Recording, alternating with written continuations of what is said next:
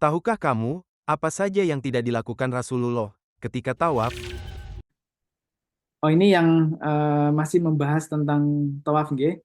Beberapa hal yang perlu diperhatikan dan dicatat seputar tawaf yang dilakukan oleh Rasulullah SAW. Pertama, beliau tidak berdesak-desaan di Hajar Aswad. Jadi Bapak Ibu sekalian tidak usah berdesak-desaan nanti di Hajar Aswad. Kemudian yang kedua, beliau juga tidak memaksakan diri untuk mendekati rukun Yamani. Beliau tidak memaksakan diri untuk mendekati rukun Yamani. Kalau panjenengan nanti bisa, walhamdulillah. Kalau tidak bisa, tidak mengapa.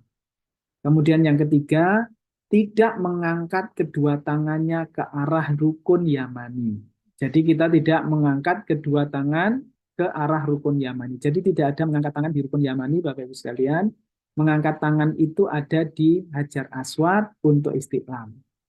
Kemudian yang keempat, beliau tidak membaca nawaitu atau aku berniat dalam tawafku minggu ini begini atau begitu, tidak. Jadi beliau cukup langsung berniat dalam hati untuk melakukan tawaf kudum, kemudian beliau melakukan tawaf. Kemudian yang kelima, tidak memulai tawaf dengan takbir seperti takbiratul ihram dalam sholat. Jadi cara Bismillahirrahmanirrahimnya bukan dengan mengangkat kedua tangan seperti takbir dalam sholat.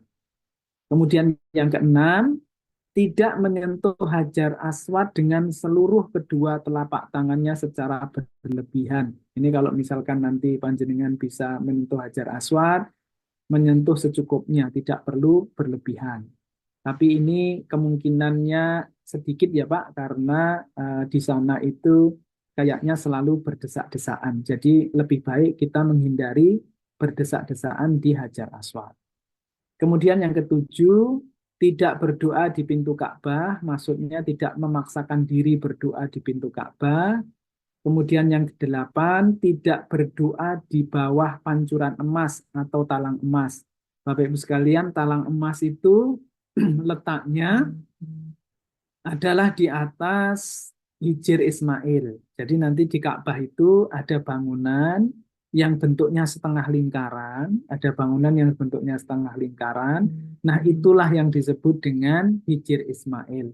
Nah, di atasnya itu ada pancuran atau ada talang. Biasanya warnanya emas sehingga orang-orang terbiasa menyebut dengan pancuran emas. Jadi beliau tidak berdoa di bawah pancuran emas. Kemudian yang kesembilan, tidak mengkhususkan zikir tertentu dalam tawaf, kecuali zikir yang beliau ucapkan dari rukun Yamani sampai ke rukun Hajar Aswad.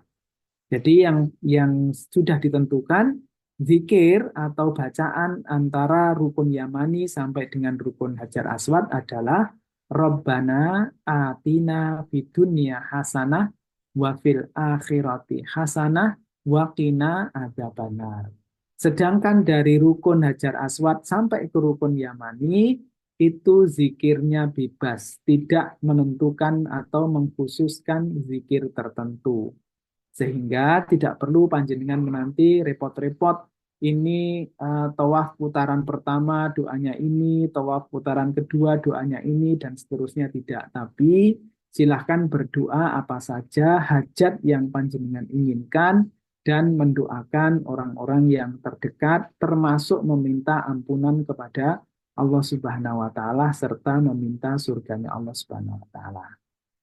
Ingin lebih dalam memahami manasik haji dan umroh sesuai anjuran Rasulullah Shallallahu Alaihi Wasallam?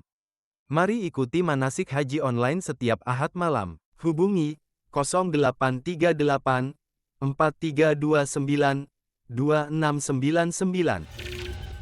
Dapatkan segera kaos souvenir haji dan umroh bertemakan grafis urutan manasik umroh. Hubungi 0838 4329 2699.